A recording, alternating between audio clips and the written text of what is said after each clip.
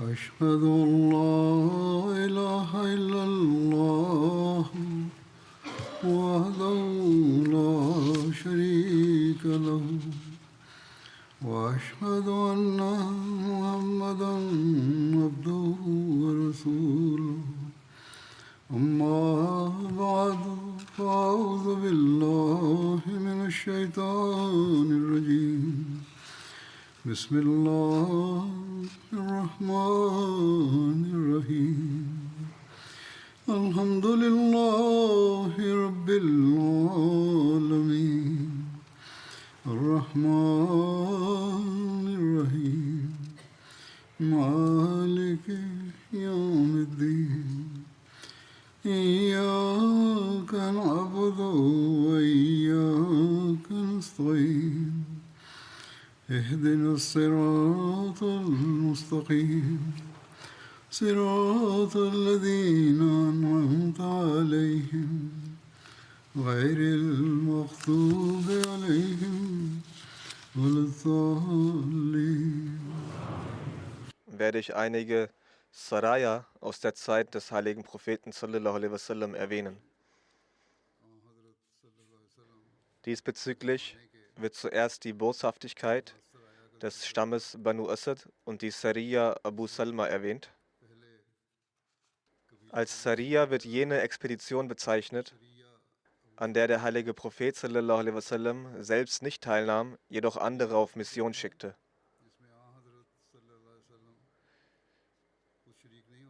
Diese werfen auch Licht auf Aspekte seines Charakters und seiner Vita. Seine Weisheit, die Art und Weise der Verteidigung der Muslime, darüber hinaus, wie viel Mitleid er für die Feinde demonstriert, all das wird auch durch diese Saraya in Bezug auf sein Vorbild beleuchtet. Jedenfalls, diese Sariya ereignete sich im Monat Muharram im 4. Jahr nach der Hijra. Angeführt wurde sie von Hazrat Abu Salma bin Abdul Asad Makhzumi. Der Name von Abu Salma war Abdullah und die Kunya war Abu Salma. Seine Mutter war Barra bint Abdul Muttalib. Er war auch der Vetter, also Sohn der Tante väterlicherseits des heiligen Propheten sallallahu alaihi wasallam und der Milchbruder von Hazrat Hamza.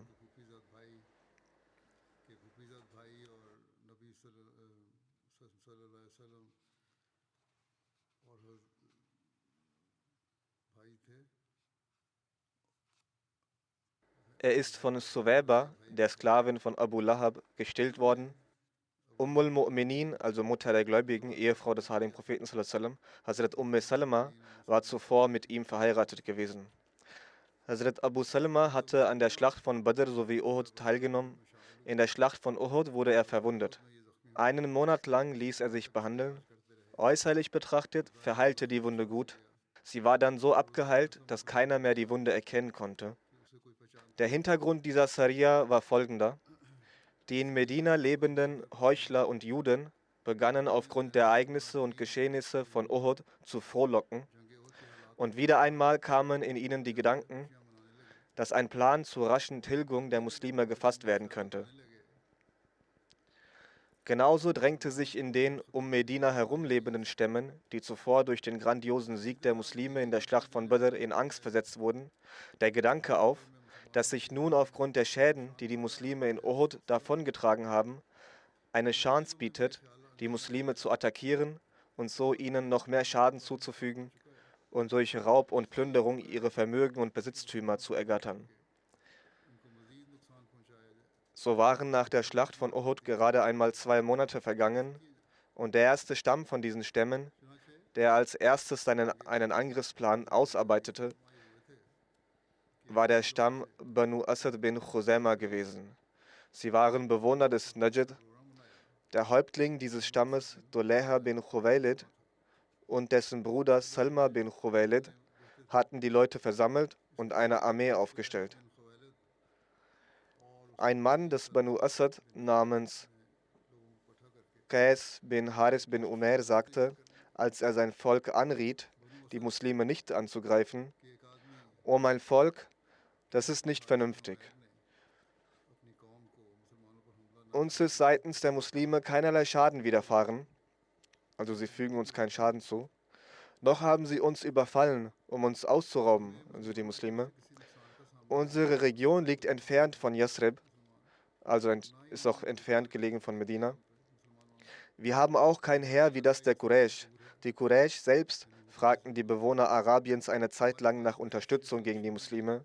Sie wollten sich sogar an ihnen rächen, sodass, sodass sie auf ihre Kamele stiegen, die Zügel ihrer Pferde strafften und loszogen. Sie wiesen eine große Anzahl von 3000 Kriegern und Gefolgsmännern vor. Sie nahmen auch sehr viele Waffen mit. Was seid ihr denn schon dem gegenüber? Ihr werdet gerade einmal mit 300 Mann aufbrechen. So werdet ihr euch selbst nur einer Täuschung ausliefern. Ihr werdet dabei aus eurer eigenen Region weiter ausziehen und ich befürchte, dass ihr in große Not geraten werdet. Aber sie hörten nicht auf den Rat von Qais. Auf der anderen Seite in Medina erreichte die Nachricht vom geplanten Angriff von Banu Asad den heiligen Propheten sallallahu alaihi wasallam, in dem eine Person aus dem Stamm Dä namens Walid bin Zuhair nach Medina kam. Er kam, um seine Nichte Zainab zu treffen, die die Frau von Dulab bin Umair bin Wahab radhiyallahu anhu war. Sie hat über den zuvor erwähnten Plan des Stammes Banu Asad informiert. Der heilige Prophet sallallahu alaihi wasallam entschied sich zu folgendem: Bevor die Banu Asad zuerst Medina attackieren, sollen die Muslime selbst zu ihrer eigenen Sicherheit deren Gebiet stürmen. Demnach hat er sallallahu alaihi wasallam Hazrat Abu Salama bin Abdul Asad einberufen und ihn angewiesen: Mach dich auf den Weg für diesen Plan. Ich habe dich als Aufseher dafür ernannt.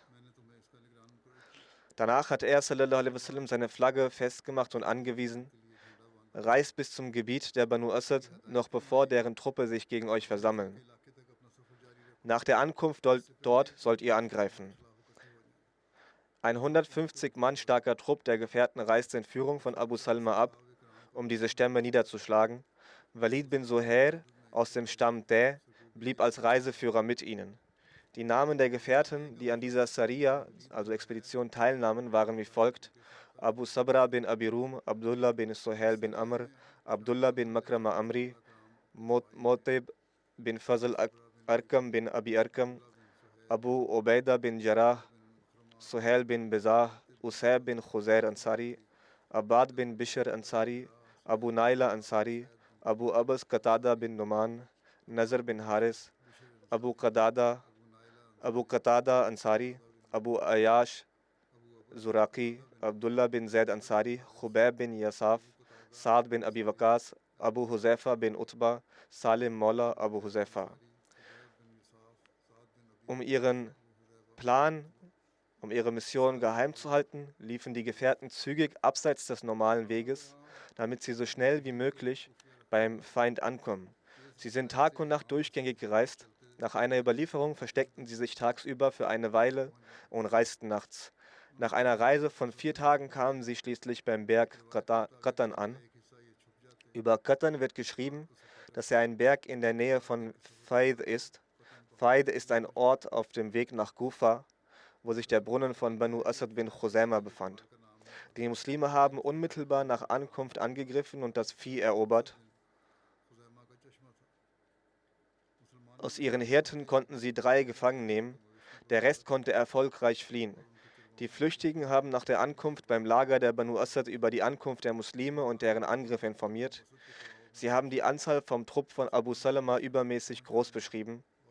Die Hirten haben also demnach bezüglich der Größe des Trupps übertrieben. Dadurch wurden sie noch stärker eingeschüchtert. Dadurch wurde der Stamm Banu Asad verängstigt. Durch die plötzliche Ankunft der Muslime hat sich derart Furcht verbreitet, dass sie aus Angst geflohen sind. Als Hazrat Abu Salma beim Lager von Abu Asad ankam und sah, dass der Feind geflüchtet ist, schickte er für ihre Suche seine Gefährten, seine Begleiter los. Er teilte sie in 3 Gruppen ein. Die erste Gruppe blieb bei ihm, die anderen beiden wurden in verschiedene Richtungen losgeschickt. Dabei hat er auch angewiesen, dass er auf der Jagd nach dem Feind nicht zu weit gehen soll. Und wenn sie nicht auf den Feind auftreffen, sollen sie zurückkehren und die Nacht bei ihm verbringen, in der Nähe. Weiterhin hat er angewiesen, dass sie sich nicht zerstreuen sollen, sondern zusammenbleiben sollen. Doch der Feind ist aus Angst so schnell geflüchtet, dass die Muslime keinen mehr antrafen. Hazrat Abu Salma ist mit der sämtlichen Kriegsbeute die Rückreise nach Medina angetreten. Die Person, die als Reiseführer mitgegangen war, kam ebenfalls mit zurück. Auf der Reise hat Hazrat Abu Salma nach einer Nacht die Kriegsbeute verteilt. Für den heiligen Propheten sallallahu alaihi wasallam hat er das Chumus, das heißt ein vorgeschriebenes Fünftel der Kriegsbeute, zur Seite gelegt. Den Reiseführer hat er so viel gegeben, wie er verlangte. Die restliche Kriegsbeute verteilte er unter den Gefährten. Jeder Gefährte erhielt 7 Kamele und mehrere Ziegen. So sind sie dann glücklich weiter verreist und sind nach etwa 10 Tagen in Medina zurück angekommen.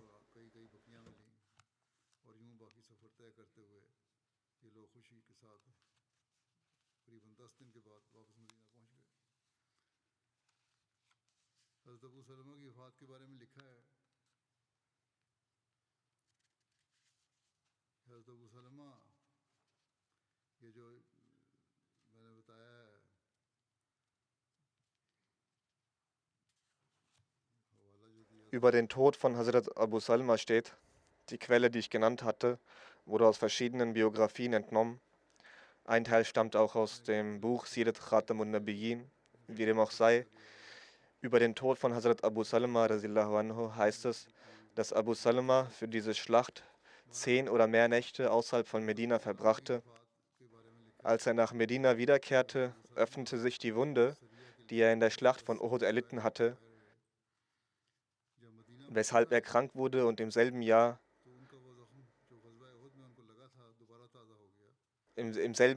am 3. von Jamadiul Akhir verstarb. Am 3. des Monats Jamadiul Akhir verstarb. Der Führer von Banu Asad, der Häuptling, der eben erwähnt wurde, mit dem Namen Duleha bin Khuwaylid, war ein äußerst mutiger Mann.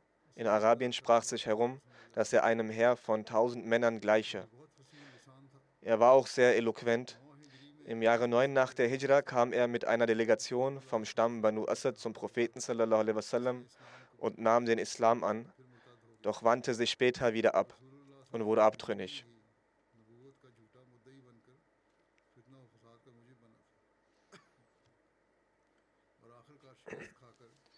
Noch im Leben des heiligen Propheten sallallahu alaihi wasallam beanspruchte er erlogen, ein Prophet zu sein, und stiftete somit Zwiespalt und Aufruhr. Letztendlich besiegten ihn die Araber und er floh aus Arabien. Nach einer Weile kehrte er wieder nach Medina und nahm den Islam an der Hand von Hazrat Umar an und blieb bis zum Ende dem Islam standhaft treu. In der Schlacht von Qassia und vielen weiteren Schlachten teilnehmend zeigte er seinen Mut. Im Jahre 21 nach der Hijra starb er in einer Schlacht und wurde zum Märtyrer. Allah wollte für ihn ein gutes Ende haben und gewährte ihm dann die Möglichkeit, den Islam noch später anzunehmen.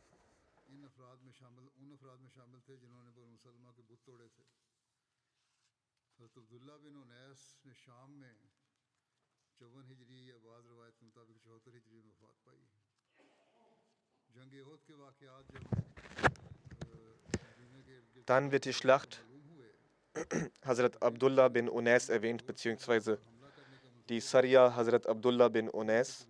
Hazrat Abdullah bin Unais Johani war ein Verbündeter des Stammes Banu Salma aus den Ansar. Er war in der Bai'at Aqba Saniya, in der Schlacht von Badr und Uhud und weiteren Schlachten dabei. Er gehörte zu jenen, welche die Götzen der Banu Salma zerstörten. Hazrat Abdullah bin Unais starb im Jahre 44 nach der Hijra und nach anderen Überlieferungen im Jahre 74 nach der Hijra in Syrien.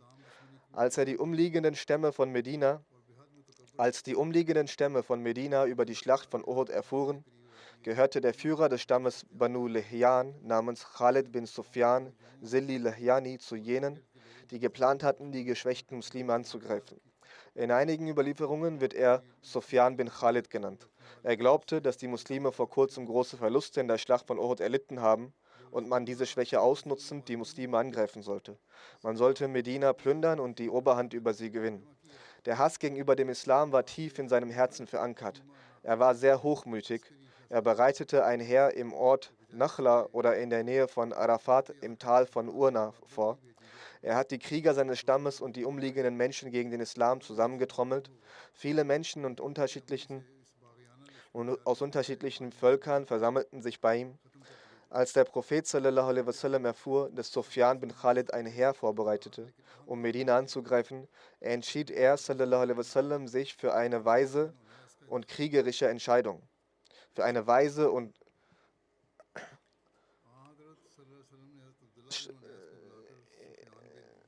für eine weise und sehr strategische Entscheidung.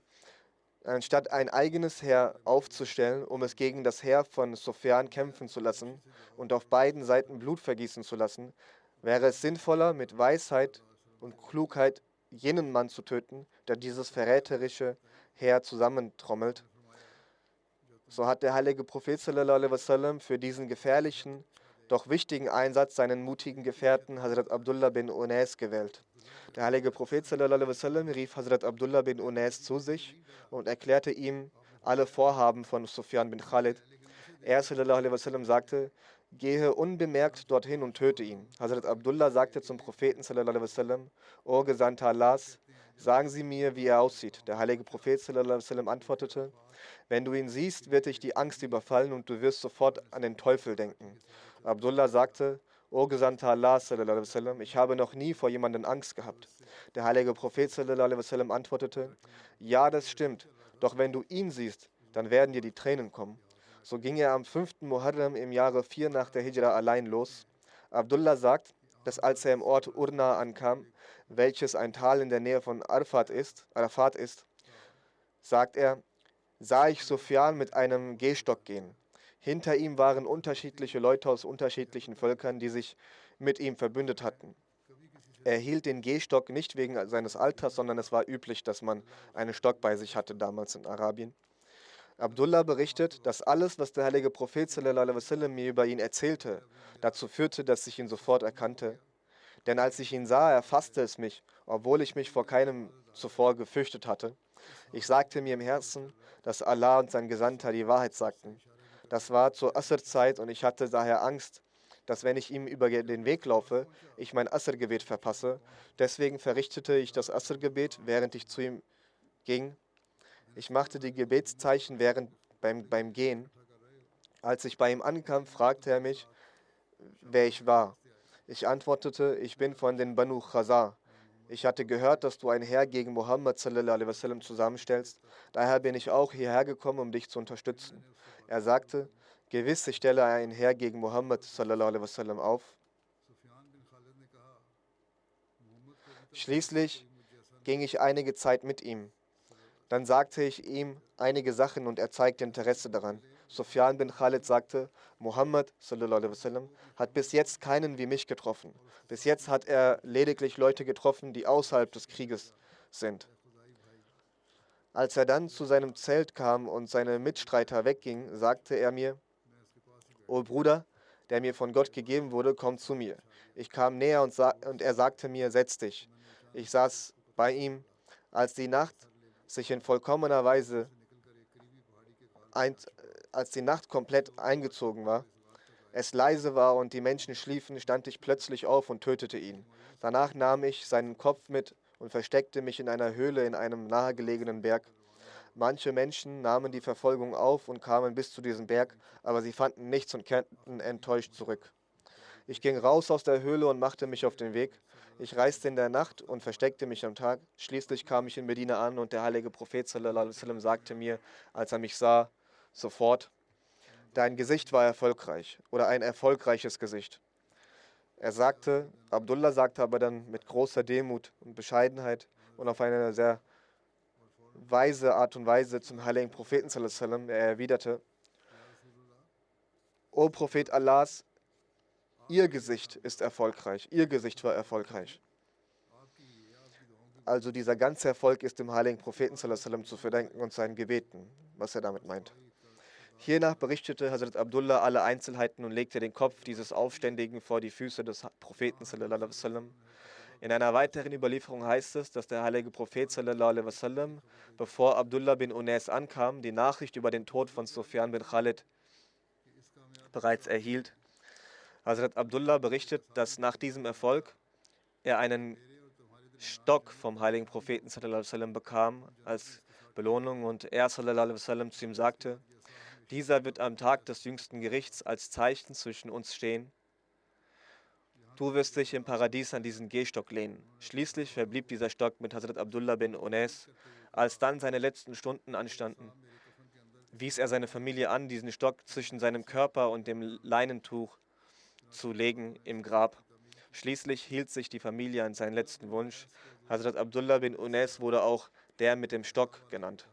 Hazrat Abdullah bin Unais blieb 18 Tage außerhalb von Medina und an einem Samstag, wo der Monat Muharram nur noch 7 Tage hatte, wo nur noch 7 Tage vom Monat Muharram blieben, kehrte er zurück. Hazrat Mirza Bashir Ahmed Sahib schreibt zu Muharram im 4. Jahr nach der Hijra, die Anfeindungen der Quraysh und die zwischenzeitliche Niederlage der Muslime bei Uhud fing langsam an, ihre negativen Auswirkungen zu zeigen. Schließlich in genau diesen Tagen, wo Banu Asad vorhatte, Medina anzugreifen, erreichte den heiligen Propheten sallallahu alaihi wasallam die Nachricht, dass die Leute des Stammes Banu Lahyan durch das Anstacheln ihres Anführers Sufyan bin Khalid ein sehr großes Heer zusammenstellen und ihr Ziel ist es, Medina anzugreifen. Der heilige Prophet sallallahu alaihi wasallam, der den Zustand der verschiedenen Stämme Arabiens kannte und ebenfalls die Stärke der Oberhäupter dieser Stämme, hat der Situation entsprechend, nachdem er die Information erhalten hat, erkannt, dass diese böswillige und ausführerische Situation vom Oberhaupt der Banu Lahyan, Sufyan bin Khalid, ausgegangen ist. Wenn er nicht mehr da ist, werden die Banu Lahyan nicht den Mut haben, anzugreifen. Er sallallahu alaihi wasallam wusste auch, dass in diesem Stamm außer Sufyan keine Person vorhanden ist, die diesen Einfluss hegt und ein solches Vorhaben anführen könnte. Dies berücksichtigend, dass, wenn eine Armee dorthin geführt wird und dadurch das berücksichtigend oder sich vor Augen führen, dass wenn eine Armee auch dorthin geführt wird und dadurch arme Muslime Schaden erleiden und ebenfalls eine Tür für weiteres Blutvergießen in Arabien geöffnet wird, hat er vorgeschlagen, dass eine solche Person zu diesem Ort geht und den Urheber dieses Aufstandes, also Sufyan bin Khalid, tötet. Daher hat er für dieses Vorhaben Abdullah bin Unais Ansari losgesandt. Da Abdullah Sufyan nicht gesehen hatte zuvor, hat der heilige Prophet sallallahu alaihi wasallam selbst ihm dessen Aussehen beschrieben. Zuletzt sagte er sallallahu alaihi wasallam, sei achtsam, Sufyan ist die Verkörperung des Satans. Sodann ist Abdullah bin Unais voller Vorsicht zum Lager der Banu Lahyan gelangt, die wirklich sich für einen Angriff gegen die Muslime vorbereiteten. In der Nacht, die Möglichkeit ergreifend, brachte er Sufyan um. Die Banu Lahyan erfuhren davon und versuchten Abdullah zu verfolgen. Indes schaffte es Abdullah, indem er sich verborgen hielt, sicher zurückzukehren. Als Abdullah bin Unais vor dem heiligen Propheten sallallahu alaihi wasallam erschien, erkannte der heilige Prophet sallallahu alaihi wasallam, dass er erfolgreich zurückgekehrt ist. Daher sagte er, sobald er sallallahu alaihi wasallam ihn sah, dieses Gesicht sieht erfolgreich aus. Abdullah antwortete auf eine schöne Art, auf eine sehr exzellente Art. Aller Erfolg ist ihres oder ihr Gesicht ist erfolgreich, o Prophet Allah sallallahu alaihi wasallam. In diesem Moment überreichte der heilige Prophet sallallahu alaihi wasallam seinen Gehstock, den er in der Hand hielt, als Geschenk. Er sallallahu alaihi wasallam sagte, dieser Gehstock wird dir im Paradies als Stütze dienen. Abdullah hat diesen Stock voller Liebe und Aufrichtigkeit bei sich behalten und legte ein Testament vor seinem Tod ab, dass dieser Stock mit ihm zusammen beerdigt wird oder zusammen mit ihm in das Grab gelegt wird. Die Freude, die der heilige Prophet sallallahu alaihi wasallam verspürte, und die er auch zeigte, als er Abdullah als erfolgreich kennzeichnete und ihm ein besonderes Geschenk gewährte, zeigt, dass er den Aufstand von Sufyan bin Khalid als gefährlich erachtete und seinen Tod für den Frieden in der Gesellschaft als eine Gnade ansah. Es wird ihm sallallahu alaihi wasallam von Feinden vorgeworfen, beziehungsweise von Feinden des Islams, dass er Nauzubillah den Frieden zerstört hat und ein Blutvergießen verursacht habe. Aber der Wert, den er dem Leben zollte und so wie er das Leben schätzte, das menschliche Leben, war so außergewöhnlich, dass er zum Schutz des Lebens der Stammesangehörigen den Weg wählte, dass ein Leben zu beenden besser sei, damit andere Menschen aus diesem Stamm weiterleben können. Das ist der Höhepunkt der Menschlichkeit. Heute töten jene, die sich als besonders zivilisiert erachten, um einige wenige zu beseitigen, töten sie auch Kinder, Frauen und ältere Menschen. Sie sagen voller Stolz und sie sagen voller Selbstbewusstsein und Sturheit, dass dies halt so im Krieg geschehe und dass das der normale Kriegsverlauf sei. Der heilige Prophet sallallahu alaihi wasallam aber hat auch in Kriegszeiten angewiesen, kein Kind, keine älteren Menschen, Frauen und jene, die religiöse Ämter innehaben, Geistliche, die nicht direkt im Krieg beteiligt sind, er wies an, sie nicht zu töten. Dies ist das Vorbild des heiligen Propheten Muhammad sallallahu alaihi wasallam und die Lehre des Islam. Nun werde ich über die Sariya Raji berichten. Die Details sind etwas ausführlicher, daher werde ich heute nur einen Teil vortragen. Diese Expedition wird aufgrund des Anführers Mursad bin Abi Mursad auch als Sariya Mursad bin Abi Mursad bezeichnet. Indes ist der bekanntere Name Raji. Der heutige Name dieses Ortes ist Batia, welcher 70 Kilometer nördlich von Mekka entfernt liegt. Diese Sariya wurde Anfang des Monats Safar im 4. Jahr nach der Hijra durchgeführt. Gemäß Ibn Ishaq und Ibn Hisham hat diese Expedition 3 Jahre nach der Schlacht von Uhud stattgefunden. In der Sharah von Bukhari, also in dem Kommentar von Bukhari, Fathul Bari und in Muwahib steht, dass sie am Ende des 3. Jahres stattgefunden hat. Von unserem Research Cell, unserer Recherchekammer oder Rechercheabteilung, habe ich eine Anmerkung eingeholt. Was in dieser Hinsicht Aufmerksamkeit bedarf, ist die Abweichung in Bezug auf bestimmte Daten. Jedenfalls kann es sein, dass es für die Rechercheure aufschlussreich ist, weshalb ich das auch kurz vorlese, diese Notiz. Das heißt, in den Geschichtsbüchern und Biografiewerken und sogar in Sahih Bukhari sind die Ereignisse der Sariya Raji und der Sariya Bir Mauna miteinander vermischt und verwechselt worden. Ein paar Biografen haben auch darauf aufmerksam gemacht. Ein weiterer versehentlicher Fehler ist zudem, dass die meisten Biografen die Sariya Raji auf den Monat Safar im 4. Jahr nach der Hijra datieren. Die Einzelheiten werden folgendermaßen in dieser Hinsicht geschildert. Hazrat Khubayb und Hazrat Zaid wurden in Mekka verkauft. Doch weil die verbotenen heiligen Monate begannen, die Ashurul Hurum, hielten die Mekkaner sie in Gefangenschaft, die beiden. Und als die heiligen Monate vorbei waren, töteten sie sie. Meistens sagen die Biografen dies aus, aber wenn man genauer überlegt, stellt sich die folgende Frage.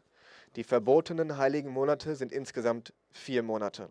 3 sind aufeinanderfolgend, also Sulqada, Sulhijja und Muharram, während der 4. 5 Monate nach dem Muharram, also der des Rajab ist und erst 5 Monate nach dem Muharram kommt. Wenn diese Sariya nun im Monat Safar stattgefunden haben soll, dann waren die ersten 3 verbotenen Monate, heiligen Monate, bereits davor vergangen. Der 4. verbotene Monat wäre nun erst 4 Monate nach dem Monat Safar eingetreten. Wenn man also diese Sariya im Monat Safar 4 nach der Hijra annimmt, ist die Aussage, die verbotenen Monate hätten begonnen, unlogisch. Und wenn man sich damals überhaupt nicht in den heiligen Monaten befand, gab es keinen Grund, die beiden für eine lange Zeit gefangen zu halten.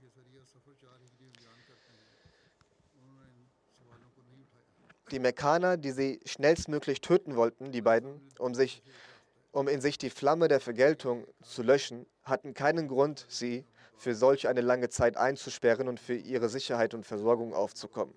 Die Historiker und Biografen sprechen von diesem Kampf oder von dieser Ereignis im Monat Safar des 4. Jahres nach der Hijra. Sie stellten diese Frage nicht. Wir haben hier 2 Optionen. Entweder sagen wir, dass die Aussagen über die heiligen Monate und dem Gefangensein nicht stimmen, oder aber wir sagen, dass alle diese Überlieferungen, nämlich dass die heiligen Monate bereits begonnen hatten und dass sie auch für eine Weile gefangen waren, korrekt sind. Hierbei müsste man jedoch auch akzeptieren, dass die Mehrheit der Historiker und Biografen sich beim Festhalten dieser Ereignisse, also bei der Datierung dieser Ereignisse, geirrt hat und dass die Überlieferung jener Historiker, die in der Anzahl geringer sind, vorzuziehen ist, dass als die Gefährten in Mekka verkauft wurden, die heiligen Monate, also der Monat Silqada, bereits begonnen hatten. So wurde in der Geschichtsschreibung von Ibn Ishaq, welches einer der besten biografischen Werke ist, und in Ibn Hisham, in beiden Werken wurde über das Datum des Kampfes oder der Sariya von Al-Raji geschrieben, dass diese nach der Schlacht von Uhud im Jahre 3 nach der Hijra stattfand. Und der berühmte und glaubwürdige Schreiber von Al-Bukhari, Ibn Hajar, schreibt in oder der glaubwürdige Kommentator von Al-Bukhari, Ibn Hajar, schreibt in Fath al-Bari diesbezüglich, dass diese Begebenheit am Ende des 3. Jahres nach der Hijra stattfand. Auch ein weiteres Buch namens Mawahibul Badunya gibt dies wieder. Daher erscheint es richtiger, dass diese Sariya in den letzten Tagen des Monats Shawwals im 3. Jahr nach der Hijra stattfand. Und da im Monat Safar des 4. Jahres nach der Hijra Hazrat Khubab und Hazrat Zaid zu Märtyrer hingerichtet wurden und die Nachricht ihres Märtyrertodes Mekka erreichte, erlangte dieses Datum in der Geschichtsschreibung mehr Verbreitung. Doch Allah weiß es im Endeffekt am besten. Zu den Hintergründen dieser Sariya ist niedergeschrieben, dass im Kampf zuvor, also in der Expedition von Abdullah ibn Unais, berichtet wurde, dass der Stammesführer der Banu Lahyan, Sufyan bin Khalid, ermordet wurde, weshalb dieser Stamm nach Rache trachtete und Tag und Nacht mit dem Gedanken beschäftigt war, auf welche Weise sie sich dafür an den Muslimen rächen sollten. So gingen einige Leute dieses Stammes zu den Stämmen von Qara und Adl. Diese Stämme waren Spezialisten im Bogenschießen. Der Stamm Adl war ein Teilstamm des Stammes Banu al-Hawn ibn Khuzema, der auf Adl bin Jaish zurückzuführen ist. Auch der Stamm Qara war den Banu al-Hawn entsprungen und war auf Jaish zurückzuführen. Banu Lahyan sagte diesen Stämmen, dass sie zum heiligen Propheten sallallahu alaihi wasallam nach Medina gehen und ihn bitten sollten, einige seiner Gefährten mit ihnen zusammen zu schicken, um ihre Stämme zum Islam einzuladen und diesen dort zu verbreiten und über den Islam zu unterrichten. Sie sagten, es ist davon auszugehen, dass Muhammad sallallahu alaihi wasallam einige seiner Gefährten mit euch schickt, und wenn die Gefährten von Muhammad sallallahu alaihi wasallam mit euch kommen, werden wir sie an die Quraysh von Mekka verkaufen, wofür wir einen großen Erlös erhalten werden, und die Mekkaner werden sie töten, wodurch wir unsere Vergeltung erhalten. Aus dem Erlös werden wir auch euch einen Teil geben. Mit diesem geschmiedeten Plan kam eine Delegation aus 7 Leuten von den Stämmen Banu Adl und Qara zum heiligen Propheten sallallahu alaihi wasallam nach Medina und sagten, der Islam hat eine große Bekanntheit in unseren Stämmen. Schicken Sie daher einige Ihrer Leute mit uns, damit sie dort zum Islam einladen und diesen verbreiten. Zwischenzeitlich hatte der heilige Prophet sallallahu alaihi wasallam ein Team aus 10 Personen erstellt, das die Umgebung um Mekka ausspionierte, um sich einen Überblick über die Lage zu verschaffen. Als dieses Team zurückkehrte, schickte der heilige Prophet sallallahu alaihi wasallam genau diese 10-köpfige Gruppe mit ihnen. Laut einer Überlieferung schickte der heilige Prophet sallallahu alaihi wasallam 7 Leute mit ihnen. Ibn Hisham zufolge schickte der heilige Prophet sallallahu alaihi wasallam 6 Gefährten mit ihnen, während Ibn Sa'd berichtet, dass es 10 waren, von denen er 7 namentlich erwähnte. In Sahih al-Bukhari sind 10 Personen erwähnt, auch in den anderen meisten Geschichtsbüchern wurden 10 Gefährten erwähnt. Doch es sind nur die Namen von 7 Gefährten zu finden. Der heilige Prophet sallallahu alaihi wasallam ernannte Asim bin Thabit und manche sagen Mursad bin Abi Mursad al-Ghanawi zum Anführer. Hazrat Muslim Maud radhiyallahu anhu sagt, im 4. Jahr nach der Hijra schickten die 2 arabischen Stämme Adl und Qara Vertreter zum heiligen Propheten sallallahu alaihi wasallam. Sie kamen und sagten, dass viele Männer in ihren Stämmen Interesse am Islam hätten und baten ihn sallallahu alaihi wasallam ein paar Männer, die sich mit den islamischen Lehren vollständig auskannten, mit ihnen zu schicken, damit sie bei ihnen lebten und ihnen die Lehren dieser neuen Religion lehren konnten. In Wahrheit war dies ein Hinterhalt, der vom Feind des Islam, dem Stamm Banu Lahyan, geplant wurde.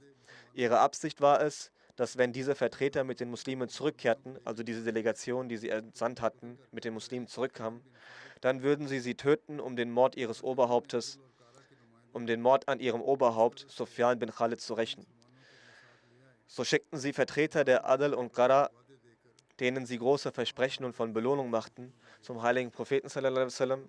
Als die Leute von Adl und Qara zum heiligen Propheten sallallahu alaihi wasallam kamen und ihre Bitte nannten, schickte er sallallahu alaihi wasallam ihren Worten vertrauend 10 Muslime mit ihnen, damit sie ihnen die Gesetze und Regeln des Islam lehrten. So gingen diese mit.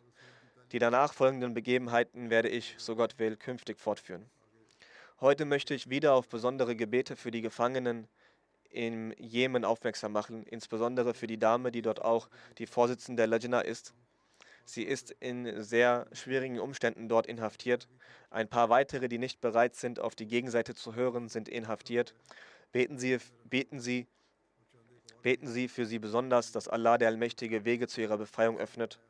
Beten Sie auch für die Entlassung der in Pakistan Inhaftierten aufgrund ihres Glaubens. Beten Sie auch weiterhin für die Menschen in Palästina. Auch dort scheint es immer wieder, dass die Lage sich bessert und doch dann wird sie wieder schlechter. Die israelische Regierung handelt sehr widerspenstig und bleibt stur bei ihrem Vorhaben. Möge Allah, der Allmächtige, sie, also die Palästinenser, von ihrer Tyrannei schnellstmöglich befreien und auch die Muslime dazu befähigen, ihre Pflichten zu erfüllen.